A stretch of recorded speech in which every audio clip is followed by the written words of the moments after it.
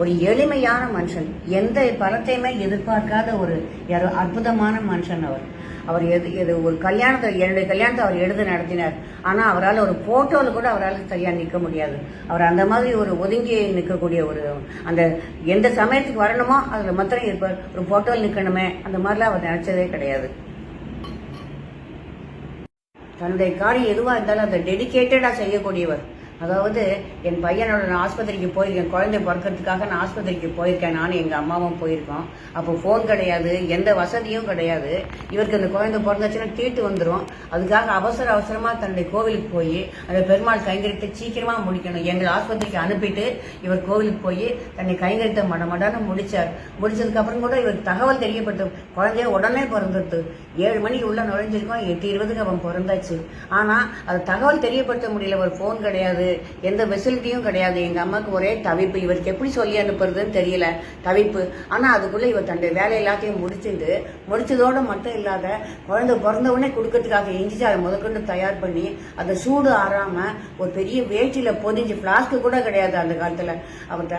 அதனால ஒரு பெரிய வேஷ்டியில ஒரு தூக்குல வச்சு பொதிஞ்சு சூடு ஆறாம கொதிக்க அப்படியே 1.5 கிலோமீட்டர் நடந்தே கொண்டு வந்து இந்த ஆஸ்பத்திரி அவர் எடுத்துட்டு வந்தார்.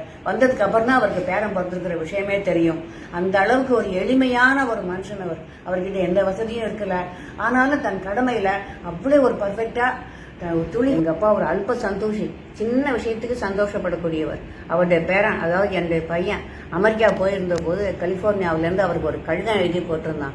அந்த கடிதத்தை பார்த்து போறவரை வெட்டெல்லாம் காமிச்சு இடுப்பிலே தூக்கி வச்சிருந்த எல்லாத்தையும் சொல்லி என் பேரன் எனக்கு கடிதம் போட்டிருக்கான், என் பேரன் எனக்கு அமெரிக்காவிலேருந்து கடிதம் போட்டிருக்கான் சொல்லி அவ்வளோ சந்தோஷப்பட்டிருந்தார். அந்த மாதிரி சின்ன விஷயத்துக்கெல்லாம் கூட அவர் சந்தோஷப்படக்கூடிய ஒரு எளிமையான மனுஷன், அல்ப சந்தோஷி அவர். தாத்தா ஆழ்வார்ல 11/11/1925 பிறந்தார். அவன் படிச்சது 6 கிளாஸ் 6th வரைக்கும் தான் படிச்சிருக்கார். ஆனா ரொம்ப தைரியசாலி, ரொம்ப என்ன சொல்றது, கஷ்டத்தை யாருக்கும் சொல்ல மாட்டார், ரொம்ப நல்லா பார்த்துப்பார் எல்லாத்தையும். ஆனா அவர்கிட்ட யாரும் பேசணும்னாக்கா கொஞ்சம் தயங்கி தான் பேசணும். ஏன்னா சட்டுன்னு இன்னாலும் இவாந்துட்டு கிடையாது, கோவப்பட்டிருக்கோம், ஒரு கோவம் ஜாஸ்தி இருக்கு. ஆனா மற்றபடிக்கு எல்லாரும் நல்லா பார்த்துப்பார். ஒருத்தருக்கு கஷ்டம் கொடுக்க கூடாது நினைப்பார். கண் கஷ்டத்தையும் சொல்ல மாட்டார், பார்த்துப்ப செய்வார். அவருக்கு படிச்சது 6 கிளாஸ் தான் படிச்சானாலும் எனக்கு தெரியாத மற்றவாழ்கிட்ட கேட்டு தெரிஞ்சுப்பார். எப்பவுமே பாசுரங்கள் ஸ்லோகங்கள் சொல்லிட்டே இருப்பார். கிட்டக்க இருந்து நம்ம கொஞ்சம் கவனிச்சோம்னா அது கேட்கும், நமக்கு கேட்கும், சொல்றது கேட்கும். எப்போ மனசுல அப்படியே ஒரு போட்டுன்னு சொல்லிட்டே தான் இருப்பார் அவர். அப்ப ஒரு நாட்கிழமை ஏதாவது ஒரு முக்கியமான விஷயம் மட்டும் அவரை சேவிச்சுட்டு போலான்னு போனாக்க, கோவில் இருந்தாக்க பெருமாளை சேவிச்சுட்டு போ அப்படிம்ப. கொக்கோளம் கோவில் பெருமாள் அவருக்கு ஒரு செல்ல பிள்ளை மாதிரி, ஒரு பிள்ளையா தான் அவரு பார்த்துட்டார், தன்னோட குழந்தையா பார்த்துட்டார். ரொம்ப நல்ல சுபாவம் தான் அவர்கிட்ட. கொஞ்சம் கோவம் மட்டும் இருக்கும், அதனால எல்லாரும் பயப்படுவோம் அவர்கிட்ட பேசுறதுக்கு. அவர் அவருக்கு நல்ல ஞாபகம் சக்தி. அவர்கிட்ட ஏதனும் நல்ல உன்னிப்பா கவனிச்சு வச்சுப்ப, சமயத்துக்கு வெளிப்படுத்துவார். டக்குன்னு வெளிப்படுத்த மாட்டார், நம்ம கவனிச்சு வச்சுட்டு செய்வார். அவர் ஞாபக சக்தி எல்லாம் உண்டு அவருக்கு நிறைய. அப்புறம் வேற என்ன சொல்லணும்,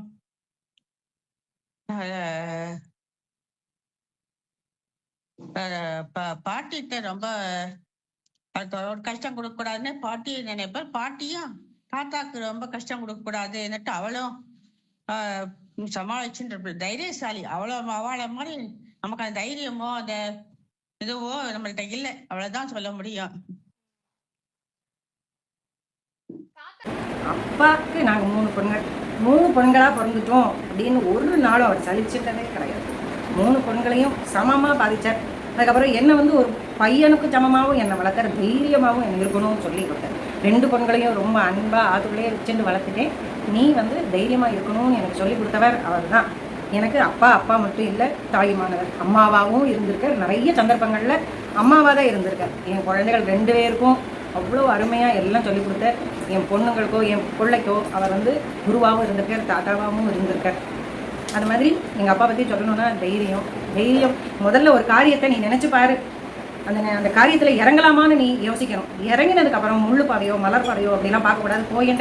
போயிட்டே இரு அப்படின்னு சொல்லுவேன். புத்தியை வேலை செஞ்சுட்டே இருக்கணும், அப்படின்னு சொல்லிட்டே இருப்பேன்.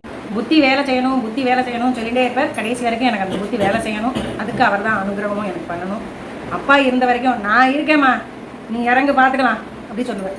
அந்த தைரியம் எனக்கு இன்றைக்கும் அவர் கொடுத்துட்டுருக்கேன். நான் அது வரைக்கும் செயல்பட்டுன்னு இருக்கேன். அதே மாதிரி நான் என்றைக்கும் இருக்கணும்னு ஆசைப்படுறேன். அப்பா பற்றி சொல்லணும்னா நிறைய சொல்லிகிட்டே போகலாம். அவ்வளவு அம்மாவுக்கு அவ்வளோ உடம்பு சரியில்லாத அம்மாவை வச்சுட்டு எங்களையும் பார்த்துட்டு ஒரு நாள் கூட நீங்கள் 3 பேர் பொண்ணாக போயிட்டு உங்களுக்கு நான் பண்ணணுமே, பொண்ணா இருக்கேளே அப்படின்னு சொன்னதே கிடையாது. 3 பேருக்கும் நல்லபடியாக கல்யாணம் பண்ணி கொடுத்தார். அவளுக்கு என்ன செய்யணுமோ செஞ்சார். 3 குழந்தைகளுக்கும் 3 பேருக்கும் அவளுக்கு டெலிவரி பார்த்து என்றைக்குமே சலிச்சுக்காமல், ஒரு சலிப்புங்கிறதே இல்லாமல் உழைப்பு அப்படிங்கிறத அவர்கிட்ட தான் பார்க்கணும். கடைசி வரைக்கும் அவர் உழைச்சிட்டு இருக்கணும், நம்ம கையால் உழைக்கணும், நம்ம கையால் செய்யணும் அப்படின்னு செஞ்சார். எங்களுக்கு ஒரு குறைவும் இல்லாமல் எங்களை நல்லபடியாக நல்ல இடத்துல கல்யாணம் பண்ணி கொடுத்தார். நல்ல வாழவும் வச்சார். அப்பா தாய்மானவர்னு ஒரு இடத்துல நான் சொல்லியிருந்தேன். அது ஏன் சொன்னேன் அப்படிங்கிறத நான் இப்போ சொல்கிறேன்.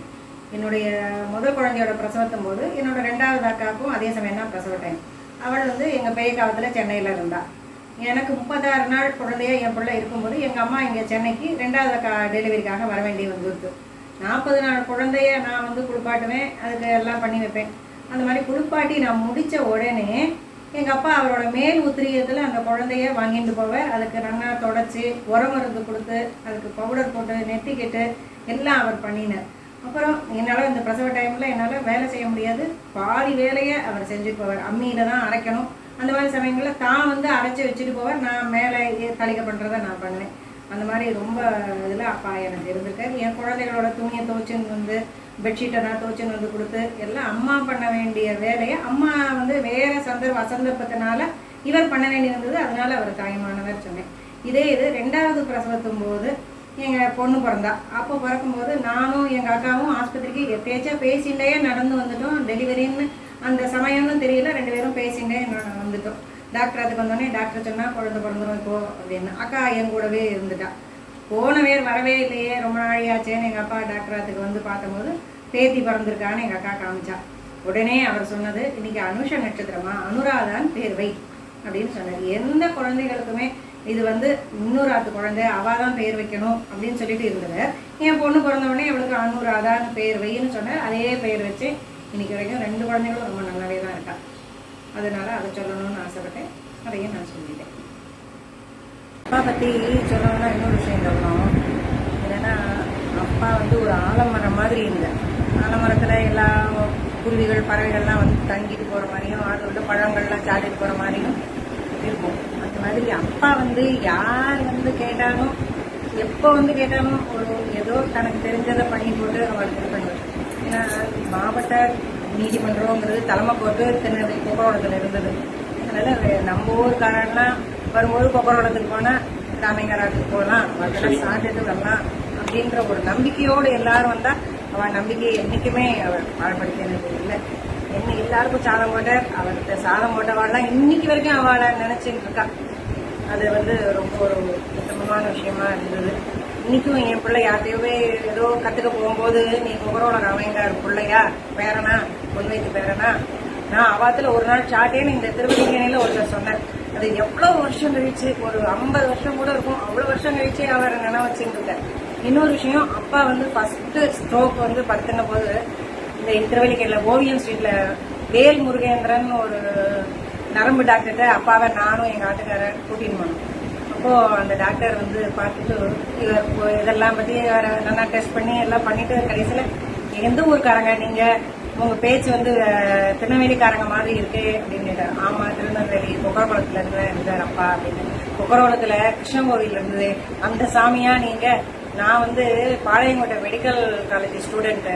அப்போ நாங்கள் வந்து ஆத்தங்கரில் குளிச்சுட்டு கரையேறி வரும்போது அந்த கிருஷ்ணன் கோயிலில் வந்திருக்கோம். அவங்க அப்பா சுண்டல் தந்திருக்காரு, நிறைய நாள் வாங்கி சாப்பிட்டுட்டு வந்திருக்கோம். சனி ஞாயிறு லீவ் வீக்கெண்டுக்கு நாங்கள் குமரோளம் ஆத்தங்கரில் குளிக்கிறது வழக்கம்னு வந்து சொன்னேன். அதுவும் ரொம்ப ஒரு அதிசயமான ஒரு விஷயமா இருந்தது. அப்புறம் அப்பாவை சொன்னா அம்மா இல்லாம இல்லை. அம்மா வந்து அப்பாவும் என்னைக்குமே ஒத்து போய் பேசி கருத்து ஒருமிச்சு பேசினாங்கிறதே கிடையாது. ஆனா அம்மா சொல்லுற விஷயத்த எல்லாத்தையும் அப்பா வந்து கேட்டுட்டே இருந்த. அப்பாவுக்கு பின்னாடி அம்மா இருந்து அப்பாவை இயக்கினா அப்படிங்கிறது ஒரு நிஜம். அம்மா வந்து 96ல செத்து போயிட்டாங்க. நானும் அப்பாவும் இங்கே சஞ்சயனத்தை முடிச்சுட்டு குமரோளத்துக்கு போனோம். ஆத்து வாச கதவை திறந்த உடனே ஒரு தேள் வந்து நிலையிலேருந்து கீழே விழுந்தது.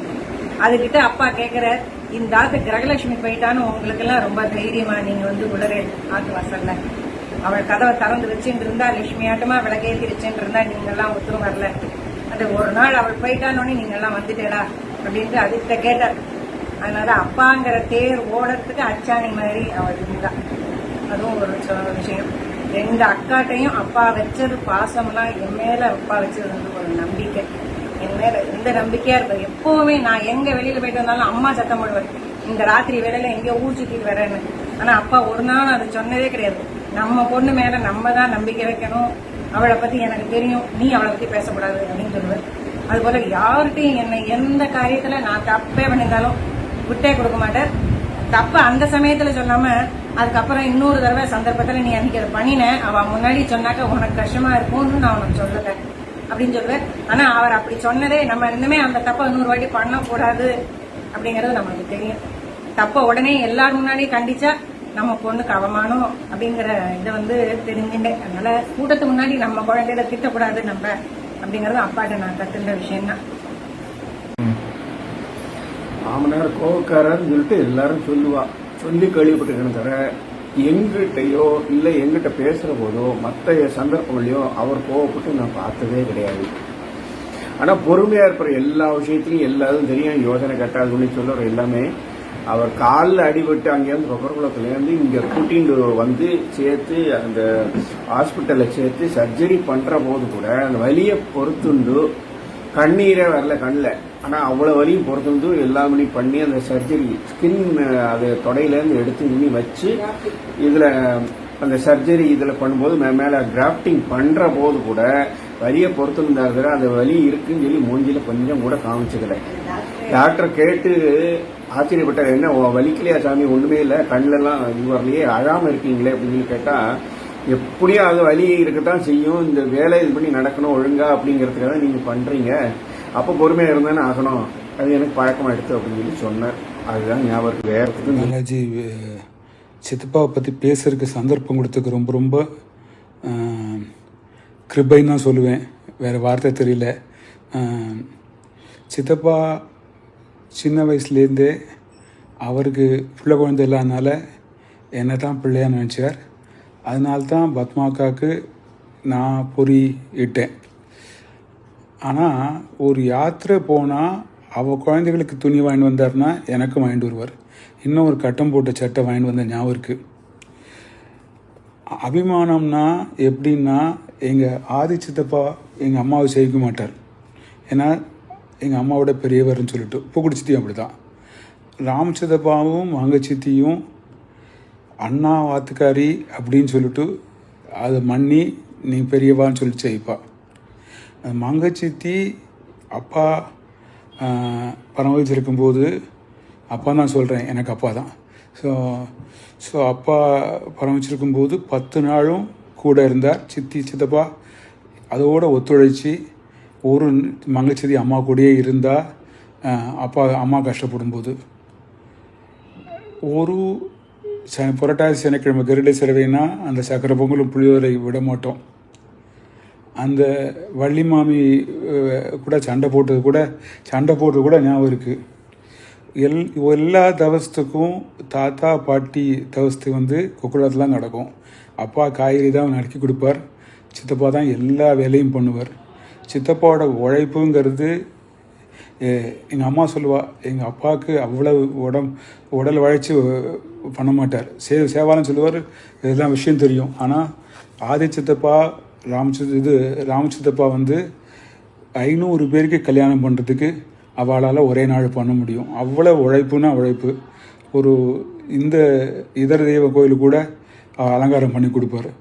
கருட சேவைன்னா அவ்வளோ ஜம்முன்னு இருப்பார். கடவுள் சித்தப்பாவும் ராம் சித்தப்பாவும் ராமர் லட்சுமணன் மாதிரி தான். அப்படி கொஞ்சம் ஒவ்வொரு நினச்சா பஸ்ஸில் போய் கொக்குளத்தில் பஸ் ஸ்டாப்பில் வண்ணார்பேட்டை கொக்குளம் பஸ் ஸ்டாப் இறங்கி நடந்து போகணும். இல்லாட்டா பாளையங்கோட்டிலேருந்து குறிச்சி பஸ்ஸு மேலப்பாளையம் பஸ்ஸில் ஏறி கோவில் வாசலில் நிற்கணும்.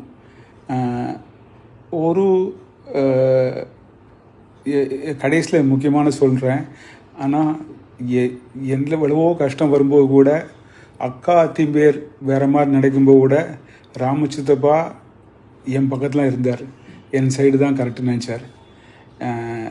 எப்படி சொல்கிறதுன்னு தெரியல. பாம்பு கடிச்சு நாய் கடிச்சு கால் வீங்கி கடைசியில் இவ்வளோ கஷ்டப்பட்டிருக்க வேண்டாம். மங்கச்சித்தி முதல்ல போய் இவ்வளோ கஷ்டப்பட்டிருக்க வேண்டாம். வயலில் வருமானம் வரும். சித்தப்பா எந்த வயலில் எவ்வளோ வருமானம் வந்தது அப்படின்னு கேட்பார். சில சமயத்தில் அங்கே போயே கேட்பார், இவ்வளோ தான் வந்ததான்னு கேட்பார். எங்கள் ராமசித்தப்பா எப்படின்னா, அப்பா எழுதி கொடுத்தா அது ரூபாயை அப்படியே வாங்கிட்டு அவ்வளோ அபிமானம்.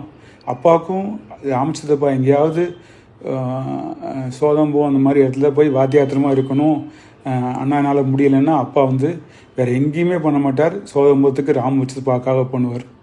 அவ்வளவுன்னா கொஞ்சம் நெஞ்சம் கிடையாது.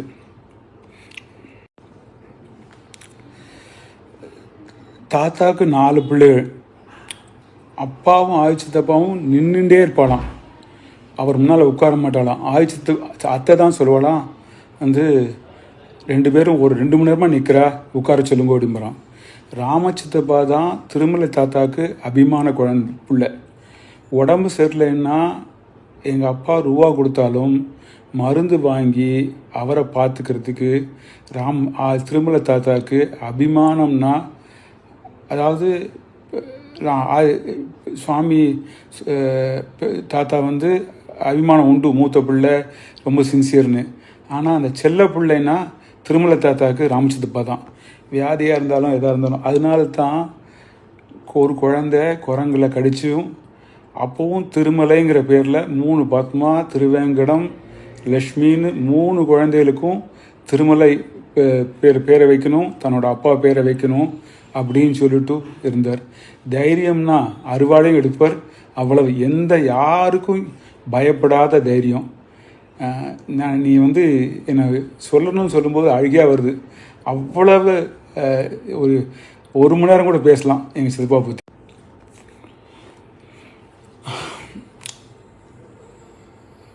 அவர் தான் ராமசித்தப்பா தான் எங்கள் தாத்தாவோட உறவில் கல்யாணம் பண்ணது. மங்கச்சித்தி அத்தை பாட்டி, எனக்கு அத்தை பாட்டி, எங்கள் அப்பாக்கெலாம் அத்தை பொண்ணும். அவ்வளவு ஒரு ஸ்ட்ரெயிட் ஃபார்வேர்டுனா மங்கச்சித்தி. ராமசித்தப்பா கூட சொல்ல மாட்டேன், மங்கச்சித்தி மாதிரி அவ்வளோ ஸ்ட்ரெயிட் ஃபார்வர்டு, நேரில் அப்படி சொல்லிடுவா. அவ்வளோ அபிமானம் ஆல்சோ. என்ன சொல்கிறது, அந்த மச்சினர் குழந்தை அப்படின்னு கிடையாது. 2 பேருக்குமே தன்னோட பிள்ளையாக தான் நினச்சா. என் பூனலாக இருக்கட்டும், எங்கள் அப்பாவோட சஷ்யதுத்தியாக இருக்கட்டும், அவர் பண்ணது எதையுமே மறக்க முடியாது. ஆனால் கடைசி அனைவருக்கும் நமஸ்காரம். நான் மாம்பழத்துலேருந்து சந்தானம் பேசுகிறேன். பெரியப்பா ராமன் அவர்களோட 100வது நட்சத்திர மகோத்சவத்தை குழந்தைகள் எடுத்து செய்ய உள்ளார்கள். மிக்க மகிழ்ச்சி. இந்த மகோத்சவத்தில் பெரியப்பாவை பற்றி ஒரு சில வார்த்தைகள் உங்களுடன் பகிர்ந்து வருகிறேன். அவர்கள் அண்ணா தம்பி 4 பேர், ஒரு அக்கா. யாரும் அறிந்து பேசாதவர்கள். குறிப்பாக ராமன் பெரியப்பாவும் எங்கள் அப்பாவும் மிகவும் அந்யோன்யம். எப்படி என்றால் ராமன் லட்சுமணன் போல் கோயில் கைங்கரியமாகட்டும், எந்த ஒரு செயலாகட்டும் இருவரும் ஒத்தி செய்வார்கள். ராமன் பெரியப்பா தான் குக்கரவத்தில் செட்டில் ஆனவுடன் கடைசி தம்பி என்று எங்கள் அப்பாவை இப்போ கூட்டி கொண்டாந்து படிக்க வைத்து ஒரு நல்ல உத்தியோகம், போலீஸார்ட்ட உத்தியோகம் கிடைச்சது. எல்லாம் அந்த நவநீத கிருஷ்ணன் கோவில் கைங்கரியம் பலன். கடைசி வரைக்கும் அவர்கள் பந்தம் தொடர்ந்தது. எப்படி என்றால் ராமன் பெரியப்பா ஆச்சாரியன் திருவடி அடைஞ்ச 3.5 மாசம், மேக்சிமம் 3.5 மாசத்துல எங்க அப்பாவும் பரமவசிச்சிட்டார். ஸோ இது எனக்கு தெரிஞ்ச ஒரு சில இது உங்களோட பயின்றிருக்கு. இதுல குற்றம் முறை எதா இருந்தாலும் சமிக்கவும். தாசர். கொக்கரகுளம் ஸ்ரீராமையங்கார் தாத்தா, என்னோட தாத்தா. 3 விஷயங்கள் ஞாபகம் வருது அவரை பத்தி யோசிக்கும் போது, ஃப்ரெஷ்ஷா இருக்கிற விஷயங்கள். முதல்ல என்ன அப்படின்னா, வருஷா வருஷம் கொக்கரகுளத்துக்கு ஒரு ஏறத்தாழ ஒரு 5-6 வருஷம் கண்டினியூஸா 1 மாசமா அங்க இருக்கிறதுங்கிற ஒரு பழக்கம் உண்டு. ஃப்ரெஷ்ஷா மனசுல இருக்கக்கூடிய விஷயங்கள் அதெல்லாம். பட் ஆத்தங்கரை இருக்கும், ஆத்தங்கரையில குளிப்போம். அவர் வருவர், வந்து துணியை துவைச்சிட்டு குளிச்சுட்டு ஒரு பெரிய தவளை, 20 லிட்டர் தவளை, பித்தளை தவளை, அவர் ஒத்தையாளா தனியா அவர் பாட்டு குடத்தை மொண்டு பிடிச்சிட்டு ஏறத்தாழ ஒரு 30 படி, பெரிய பெரிய படிகள்.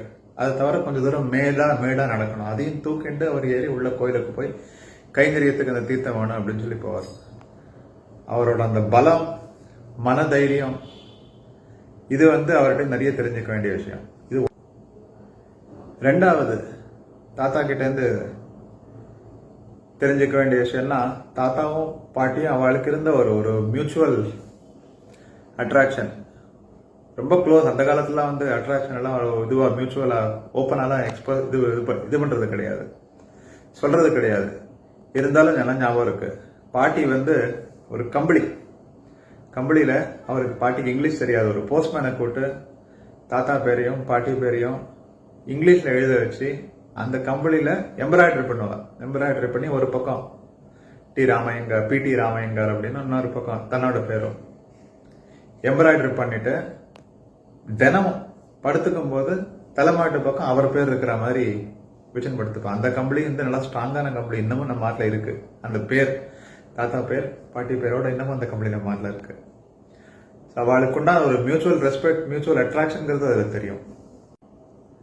3வது தாத்தா பின்னாடி, இப்போ பாட்டி இல்லை, திருவல்லிக்கண்ணில நம்ம கூட இருந்தார். நம்ம கூட இருந்தாலும், எங்க ஆட்ல கூட இருந்தாலும் இண்டிபெண்டா இருக்கணும் அப்படிங்கறதுல ரொம்ப தெளிவா இருந்தார். எதுவானாலும் சரி மற்றவளை தொந்தரவு பண்ணக்கூடாது, கஷ்டப்படுத்தக்கூடாது அப்படிங்கறதுல ரொம்ப தெளிவா இருந்தார். அதே மாதிரி கடைசி வரைக்கும் அவர் இருந்தார். திருவல்லிக்கண்ணில நான் கடைசியில பார்த்த வரைக்கும் அவர் அதே மாதிரியே இருந்தார். அதனால தாத்தாக்கு தெரிஞ்சுக்க வேண்டியது, நானும் ஃபாலோ பண்ண வேண்டிய விஷயம், இன்னமும் அதெல்லாம் பண்றது இல்லை, அது வேற விஷயம். இந்த 3 தான். 1, நல்லா ஹெல்த்தியா இருக்கணும், ஸ்ட்ராங்கா இருக்கணும். அதுக்கான முயற்சியை 1 நாள் 2 நாள் கிடையாது, 20 வருஷம் 30 வருஷம் 40 வருஷம் பண்ணணும் அவர் பண்ணார். 2வது ஒரு ஃபேமிலிக்கான ஒரு வேல்யூ, தாத்தாவும் சரி பாட்டியும் சரி, அந்த ஃபேமிலிக்கான ஒரு வேல்யூ கடைசி வரைக்கும் மெயின்டைன் பண்ணான். 3வது இண்டிபெண்டா இருக்கணும், அதே நேரத்தில் மற்றவங்களை தொந்தரவு பண்ணாம எவ்வளவு தூரம் இண்டிபெண்டா இருக்க முடியுமோ இருக்கணும். இது 3வது. கொக்கரகுளம் தாத்தாவை பற்றி சொல்லணும்னா, he had lot of qualities, but 2 விஷயங்கள் ஸ்டாண்ட்ஸ் அவுட் இன் மைண்ட்னா, ஒன்று அவரோட டெடிக்கேஷன், 2வது அவரோட டிசிப்ளின். அன்மேட்சபிள்.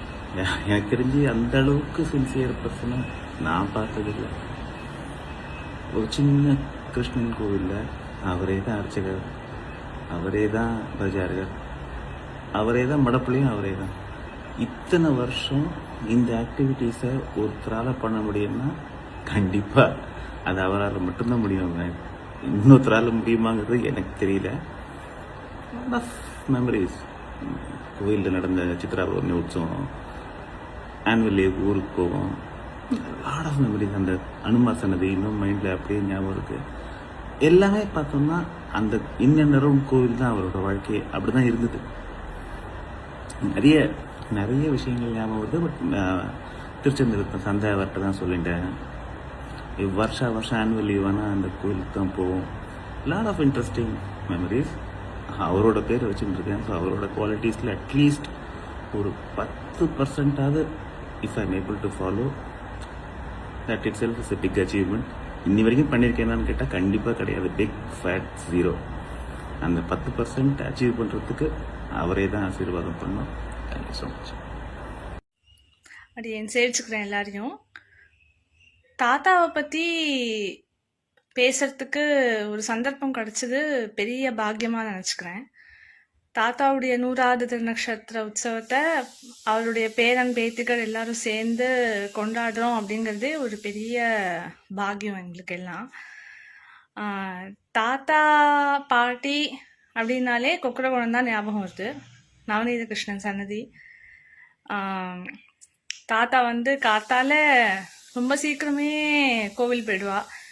குளிச்சுட்டு பெருமாள் கைங்கரியத்துக்காக அங்கேருந்து தான் அவளை தீர்த்தம் எடுத்துன்னு வருவா. தாத்தா அங்கே தான் இருப்பா. நாங்கள் குழந்தைலாம் இருக்கும்போது அங்கே போய் விளையாடுவோம் கோவிலில்.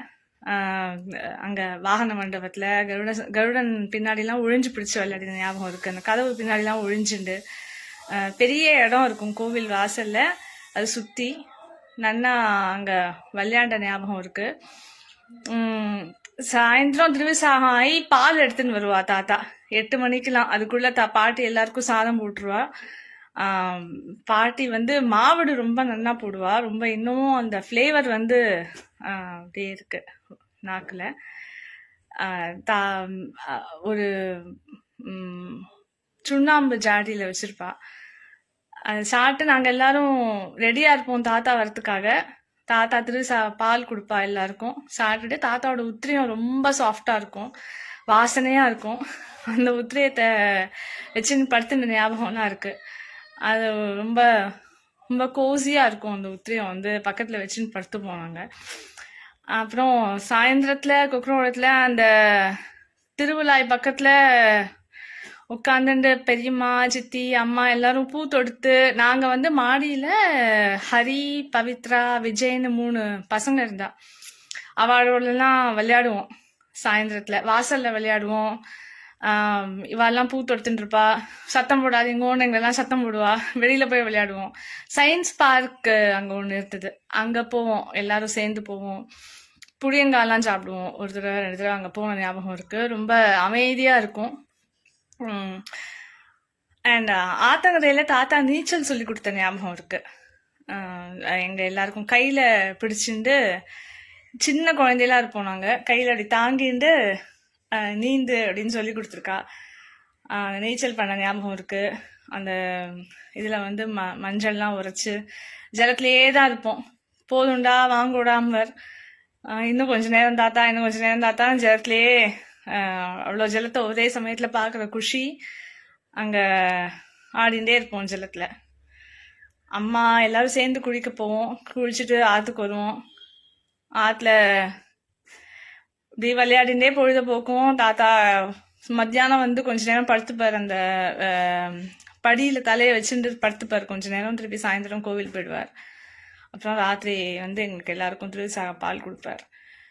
அப்புறம் திருவல்லிக்கேணி வர மாதிரி ஆயிடுத்து. தாத்தாக்கு இந்த இதுல வந்து ஏதோ சாக்கடையில கால் வழுக்கி விழுந்து அது வந்து பெரிய எலஃபென்டியாசஸ் மாதிரி ஆயிடுத்து காலில். பாம்பு ஒன்று வந்துடுது மடப்படியில் பாத்திரம் தேய்க்கும் போது. அதுலேருந்தே ஒரு கொஞ்ச நாள்ல அவர் வந்து கொக்கரகத்தை காலி பண்ணிட்டு திருவல்லிக்கேணியோட வர மாதிரி ஒரு சந்தர்ப்பம் ஆயிடுத்து. திருவல்லிக்கேணியில இருந்தப்பவும் நாங்கள் ஆனுவல் லீவுக்குலாம் இங்கே வருவோம். வரும்போது தாத்தா வந்து ரொம்ப அமைதியா இருப்பார். ரொம்ப தாத்தா ரொம்ப கோவப்படுவான்னு அம்மா சொல்லுவா. கோவப்பட்டும் பார்த்துருக்கேன். ஆனா அதுக்கப்புறம் ரொம்ப அமைதியா இருப்பேன். நாங்க எவ்வளவுதான் சத்தம் போட்டாலும் ரொம்ப ஒன்றும் சத்தம் போட மாட்டார் எங்களை. அவர் வாட்டு அந்த ரூம்ல இருப்பார். எங்க மடத்துக்கு போயின்னு வந்துட்டு இருப்பார். எனக்குலாம் சந்தை சொல்லி கொடுத்துருக்கார்.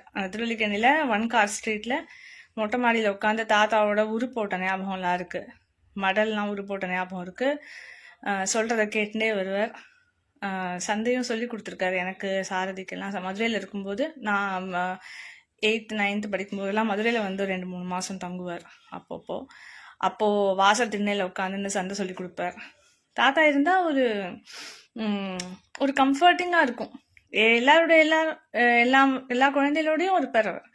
என்னோட ஃப்ரெண்ட்ஸ்லாம் ஆத்துக்கு வருவா, சேர்ந்து படிக்கிறதுக்கு ஒன்றும் சொல்லவே மாட்டார். அவர் வாட்டுக்கு அமைதியா இருப்பார். சாந்தமா இருப்பார். தைரியமானவர். ரொம்ப மனோதைரியம் ரொம்ப ஜாஸ்தி.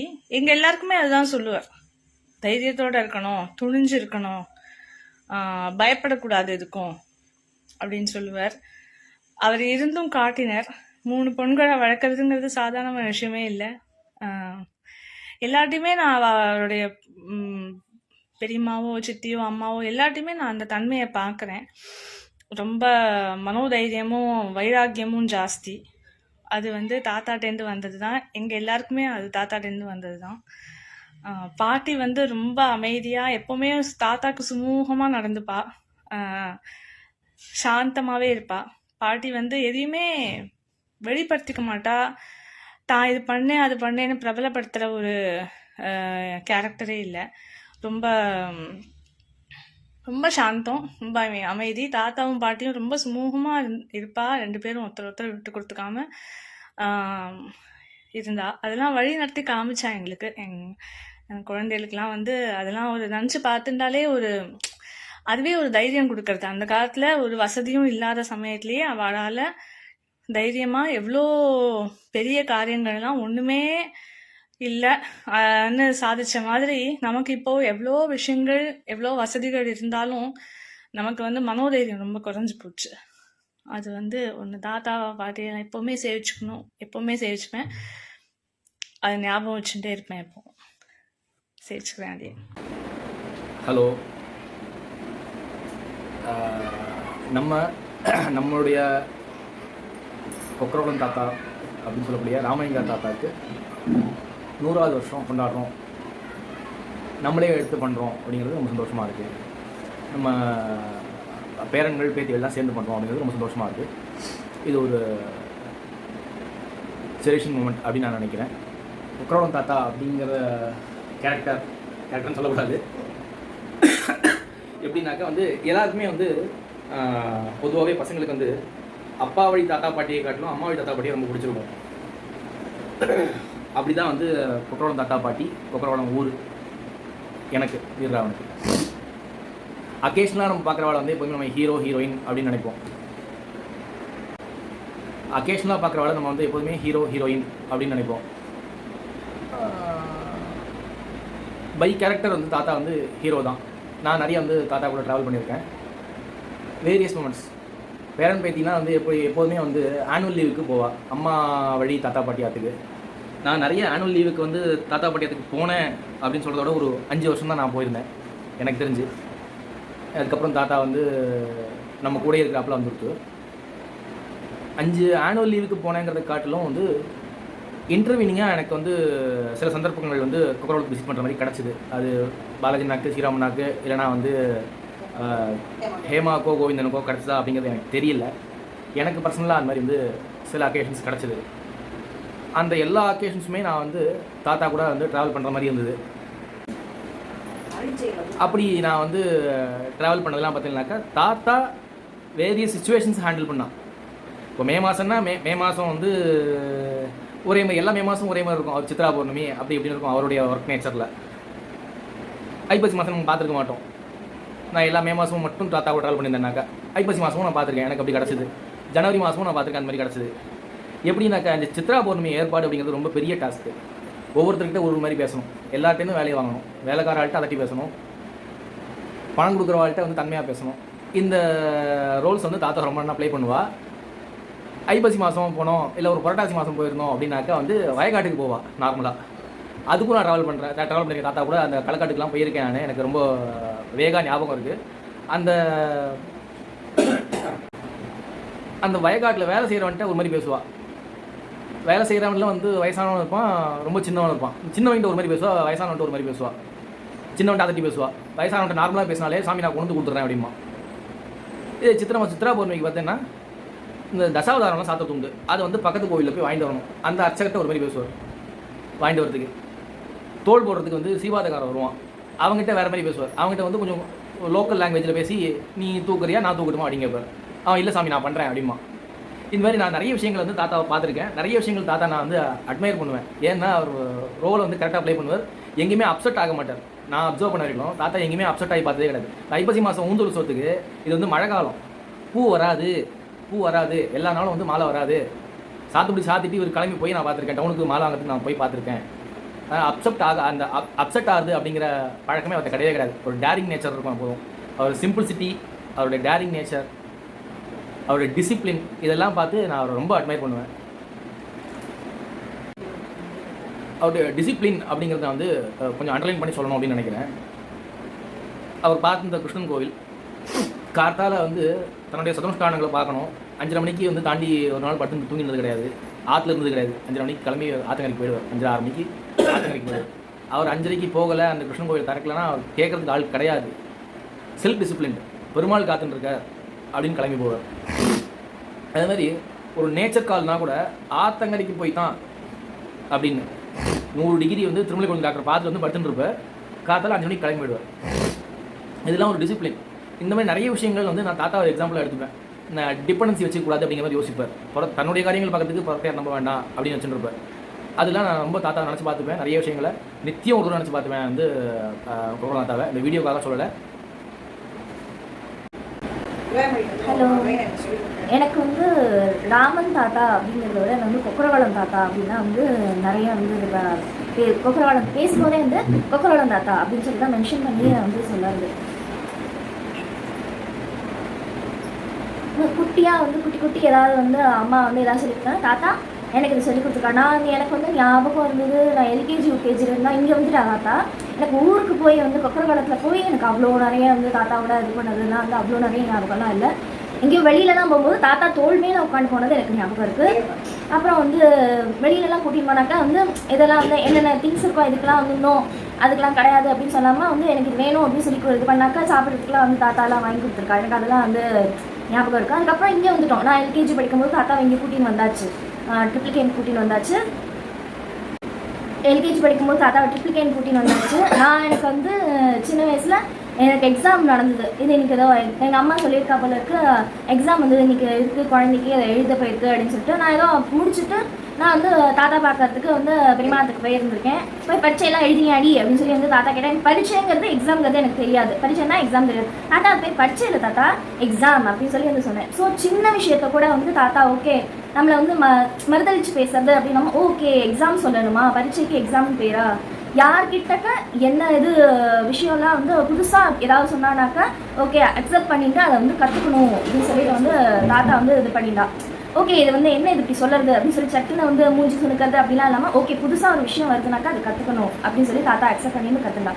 எனக்கு வந்து என்ன எதுனாலும் எனக்கு வந்து பெரியமாட்ட வந்து இந்த ஸ்லோகம்லாம் வந்து எனக்கு வந்து காம்படிஷன் நடந்தது.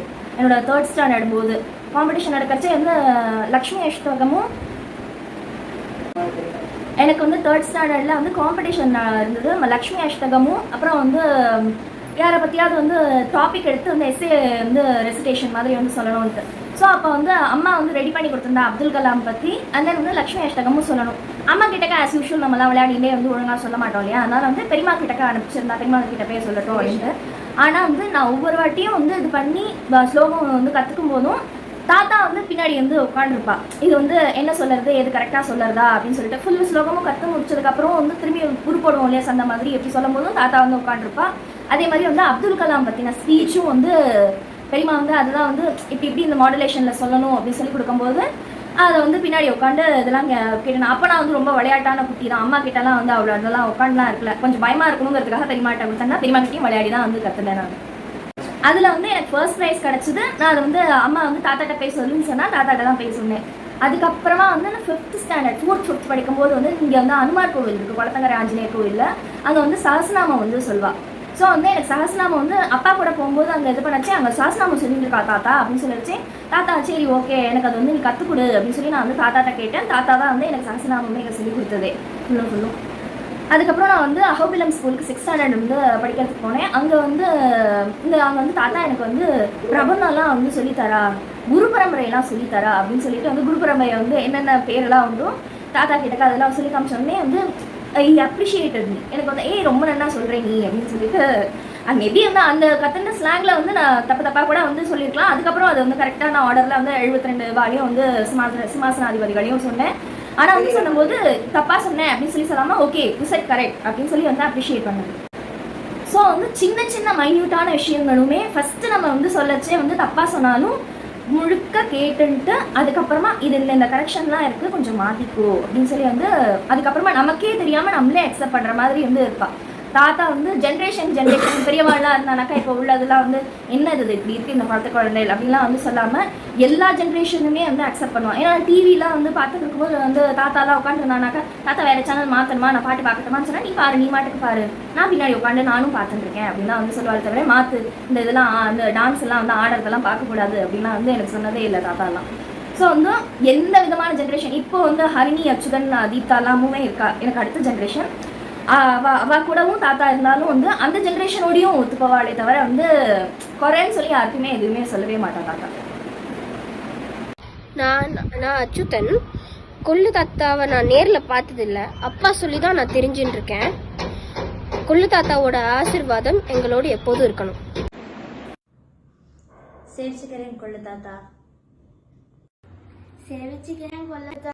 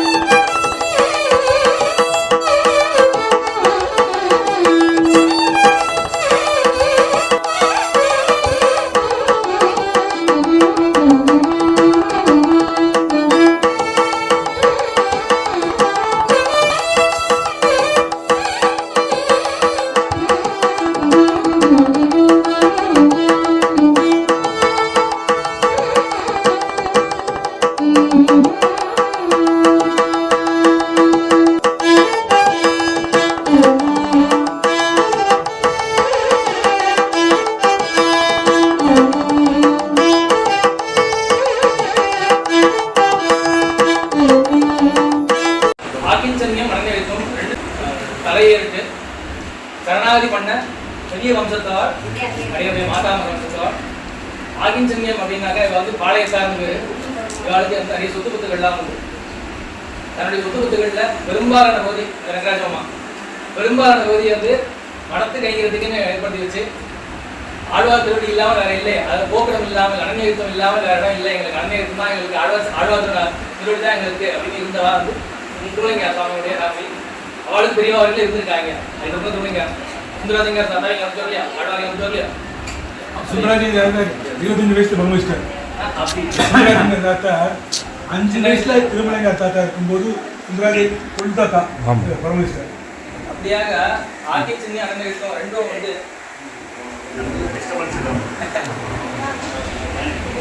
ரெண்டு பண்பும் முக்கியம் சொல்றாங்க. ஆதிக்கனே வந்து ரெண்டு பண்பும் முக்கியம்னு சொல்லுவாங்க சரணாகதிக்கு. அந்த ரெண்டு எடுத்துக்காட்டி இருந்த ஃபேமிலி ஆழ்வாசனுக்கே வந்தான்னு சொன்னேன். தன்னுடைய பெரும்பாலான சொத்துக்கள் வந்து ஆழ்வாசனுக்கு மடத்துக்கு ஆயிடுச்சா அப்படின்னு சொன்னேன். இது வந்து ராமையங்கார் வம்சத்தினுடைய பெருமை. ராமையங்கார் அப்படிங்கிற பேருக்கு சொல்லணும் அப்படின்னு நினைக்கிறேன். ராம அப்படிங்கிற சப்தத்துக்கு ரமயதீதி ராமஹா அப்படின்னு பேரு. ரமயதீதி ராமஹா மனசை ரமிக்க செய்யறவர் அப்படின்னு அர்த்தம். பொதுவாகவே ராமையங்க தாத்தா வந்து மனசை ரமிக்க செய்யறவர்னா கேட்டாக்க ஆமாம் ரமிக்க செய்யறவர். ரம்யம் அப்படின்னாக்கா நமக்கு வந்து இன்னைக்கு வேற மாதிரி அர்த்தம் நம்ம புரிஞ்சுட்டு இருக்கோம் காலப்போக்கில். மனசை இனிக்க செய்யறது அப்படின்னு பேர். இனிக்க செய்யறதா சந்தோஷம் இல்லை, என்ன வேணுமோ அதை கொடுத்து அவளை சந்தோஷப்படுத்துறது, என்ன வேணுமோ அதை கொடுத்து சந்தோஷப்படுத்துறது. வேணுங்கிறத வாங்கி சந்தோஷப்படுறது அப்படிங்கிறது வேற, எனக்கு நான் ஏதோ ஒன்று யோசிச்சுட்டு அது வேணும் எனக்கு லഭിக்கணும்னு யோசிக்கிறதுங்கிறது வேற, தேவையானது கிடைக்கிறதுங்கிறது வேற. அதுதான் முக்கியமானது. ஏதோ ஒன்று ஆகாது நினச்சினா கூட அதுவே சந்தோஷம்னு பேர். சந்தோஷம் இல்லை, இது மனசை ரமிக்க செய்யறது. மனத்துக்கு இனியானே சொல்லி ஆண்டா சொல்றா இல்லையா, மனத்துக்கு இனியானே. அப்படியாக ராமலிங்க தாத்தா வந்து ஒரு ஆலமரம் போல அவரை நம்பி நிறைய பேர் வந்திருக்கா, பண்ணியிருக்கா. எப்படின்னாக்கா இவர் இருந்தது வந்து கொக்கரோளம் அப்படிங்கிற சின்ன கிராமத்தில். அந்த கிராமம் தான் பார்த்தீங்கன்னா ஜங்ஷனுக்கு பக்கத்தில் இருந்த கிராமம். ஜங்ஷன் பக்கத்தில் இருக்கிறதுனால அதை சுற்றி தான் வந்து பெரும்பாலும் கவர்மெண்ட் ஆஃபீஸ் உண்டு. தாலுகா ஆஃபீஸு, கலெக்டரேட்டு, எல்லாமே அங்கே தான் உண்டு. பெரும்பாலான பெரியவாளுக்கு இதில் வந்து இந்த ஆஃபீஸுக்கு தான் வர வேண்டிய ஒரு வியாஜம் உண்டு. வருவா ஆசார சீலர்கள் வந்தால் வெளியில் சாப்பிட முடியாது, இருக்க முடியாது.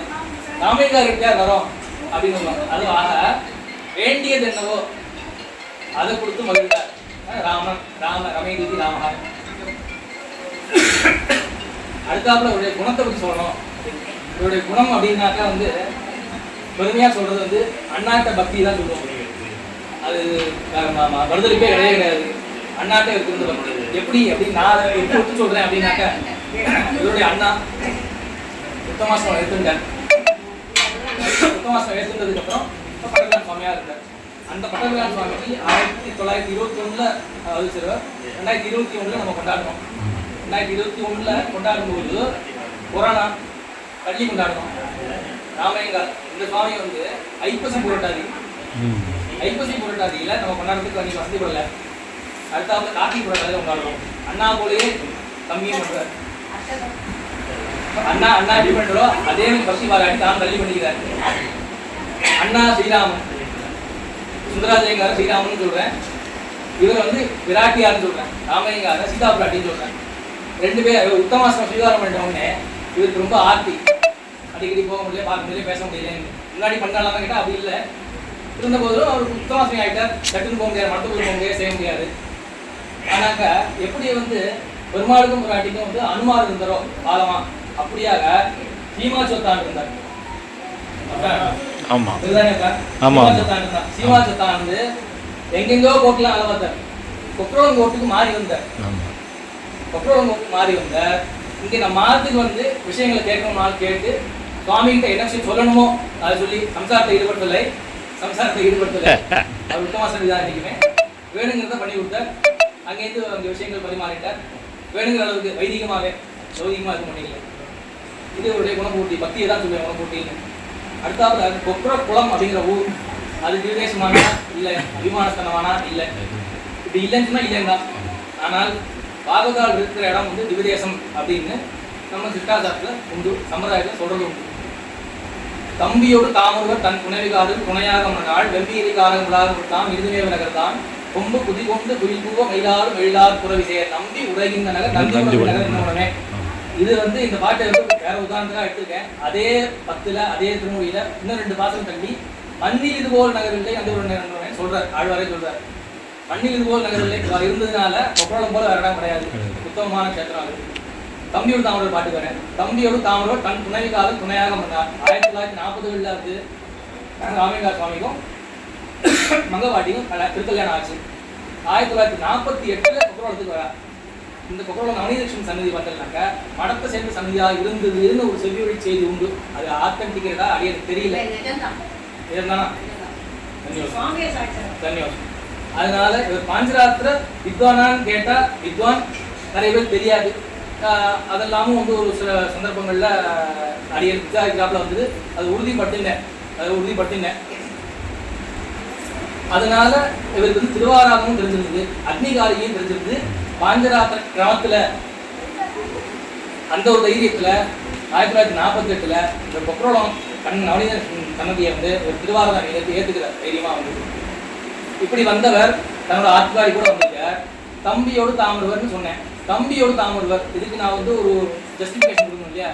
சடோபலிங்கா சுவாமியுடைய திருத்தம்பியார். அவர் வந்து 8ஆம் கிளாஸ் முடிச்சிருந்தார். இவருக்கும் அவருக்கு 7 வயசு வித்தியாசம். 8ஆம் கிளாஸ் முடிச்சிருந்தார். மிடில் ஸ்கூல் தான் முடிச்சிருந்தார். ஆழ்வார் திருநகிரியில அவரால் படிக்க வைக்கிறதுக்கு வசதிகளோ ஸ்கூலோ பக்கத்துல அன்னைக்கு பொழுதுல கிடைக்கலை. அதனால தன்னுடைய திருமலைஞாரை சமாதானப்படுத்தி திருமலைஞாரை சமாதானப்படுத்தி இவரை அழைச்சி கொண்டு வந்து படிக்க வைக்கிறார். தம்பியோடு தாமே தன் துணைவை காதும் துணையாக ஜஸ்டிபிகேஷன். மண்ணில் இது போல் நகரில்லை, இப்படியாகப்பட்ட பாகவதர் வாழ்ந்த ஊர் திவதேசமே அப்படின்னு சொல்லி நிறுத்திக்கிறேன். அந்த ஸ்ரீராமனுக்கு வால்மீகி ராமாயணம் எழுதினார். இந்த ராமையங்காருக்கு நிறைய ஒரு அவலட்சணம் வீரராகம் ஒரு சின்ன ராமாயணம் எழுதியிருக்கேன். இதை வெளிப்பாட்டோடு எழுதினேன். வெளிப்பா வந்து ராமையங்க அபிமான புத்திரர்.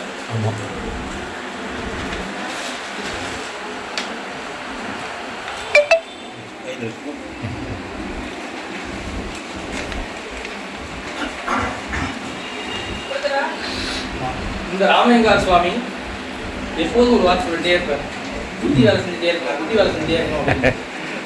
ஆமா சிரிக்கிறிய புத்தி வேலை செய்யணும் அப்படின்னாக்கா படிப்பு இருக்கணுமோ இல்லையோ கூட. அது என்ன சொல்ற ஒரு பிரயோஜனம் இருக்கணும் அப்படின்னு சொல்ற அப்படின்னு இல்ல, பிரயோஜனம் இருக்கணும் அப்படிங்கிறதா சொல்ற, வேற ஒன்றும் இல்லை. அதாவது வளர்ப்பதனால் பயன்படுத்தினாலே வளர்த்ததுனால பயன் உண்டு அப்படின்னா அடியேன் வந்து தௌகித்தனா இந்த கோத்திரத்துக்குள்ள இந்த பரம்பரைக்குள்ள வந்து அனுபவிச்சிருக்கிறோம் இல்லையா. அதனால அவருக்கு அடியனுடைய புத்திபூர்வமாகவும் பக்திபூர்வமாகவும் ஒரு ரெண்டு வார்த்தை எழுதியிருக்கேன். இது வந்து சிஷ்டாச்சாரத்தில் இல்லை, சமைக்க வேணும், சிஷ்டாச்சாரத்தில் இல்லை. இருந்தபோதிலும் இது வந்து சம்பிரதாயத்துக்கு விருத்தமாகவும் நிஷித்தமான விஷயமாகவும் இல்லை. அதனால சுவாமியுடைய திருடி வளங்கள் கொண்டு சபையிலே விண்ணப்பிக்கிறேன், சமைக்கவும் பிரார்த்திக்கிறேன். ராமலிங்க சுவாமி நினைவாக ஒரு பொங்கல் வெண்பா. உயர் அரங்கன்காள் அடைந்த இன்மாரனிடம், உயர் அரங்கன்காள் அடைந்த இன்மாரனிடம் அயர்வில் ஸ்ரீராம அண்ணல் விளைத்தவம், அயர்வில் ஸ்ரீராம அண்ணல் விளைத்தவம் மயர் வர படிகால் நல்கும் கிழமையும், மயர் வர படிகால் நல்கும் கிழமையும் துயர் வர திருவுடன் உயர்வு, துயர் வர திருவுடன் உயர்வு. ஒரு வாய் திருநாமம் பண்ணியிருக்கேன். சுவாமிகள்லாம் திருச்சி சாத்த வேணும்னு என்ன பேசுகிறேன்.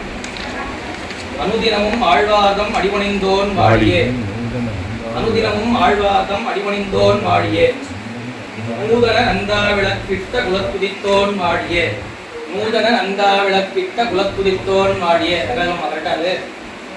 தோளில் துலா பூரட்டாதி வந்துதித்தான் வாழியே, தோளில் துலா பூரட்டாதி வந்துதித்தான் வாழியே, நாடோறும் நவநீத கண்ணன் அருள்வெத்தான் வாழியே, நாடோறும் நவநீத கண்ணன் அருள்வெத்தான் வாழியே, சீர்மிகு சித்திரகூட நகராளன் வழிவந்தோன் வாழியே, சீர்மிகு சித்திரகூட நகராளன் வழிவந்தோன் வாழியே. இந்த ராமலிங்க ஃபேமிலிக்கு சித்திரகூட பெருமான் தான் வந்து குலதெய்வ பெருமான்.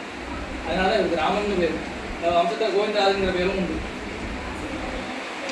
செங்கமல பொன்னடிகள் சிந்தவிப்போன் வாழியே, செங்கமல பொன்னடிகள் சிந்தவிப்போன் வாழியே, வாசிதரும் வானமாமலை அண்ணல் முன் இளையனார் வாழியே, வாசிதரும் வானமாமலை அண்ணல் முன் இளையனார் வாழியே, கௌசிக ராமையங்கார் கைங்கரியம் காலந்தோறும் வாழியே, கௌசிக ராமையங்கார் கைங்கரியம் காலந்தோறும் வாழியே, அல்லார் நவில் குருகூர் நயந்துதித்தான் வாழியே, அல்லார் நவில் குருகூர் நயந்துதித்தான் வாழியே, ஐப்பசியில் பூரட்டாதி ஏத்த விரான் வாழியே, ஐப்பசியில் பூரட்டாதி ஏத்த விரான் வாழியே, கௌசிக மாமதலாய் மயர்வருத்தான் வாழியே, கௌசிக மாமதலாய் மயர்வருத்தான் வாழியே, நவநீதம் நனி நல்கி மகிழ்ந்திருந்தோன் வாழியே, நவநீதம் நனி நல்கி மகிழ்ந்திருந்தோன் வாழியே, ஒளிந்த விரான் அருளாலே போத்தந்தான் வாழியே, ஒளிந்த விரான் அருளாலே போத்தந்தான் வாழியே, எதிராசன் தரிசனத்தை ஏத்துமவன் வாழியே,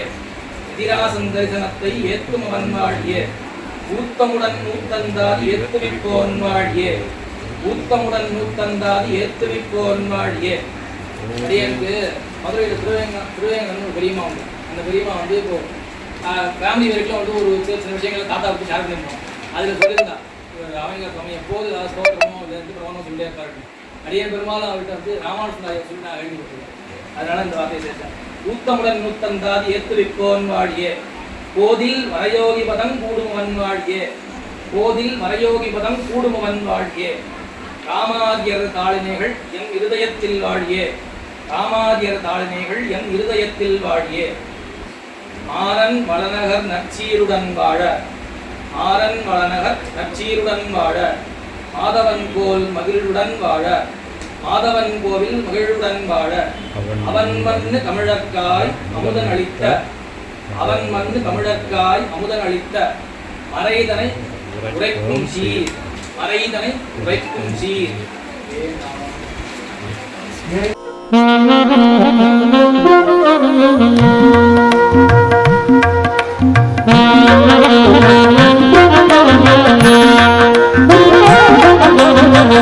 Oh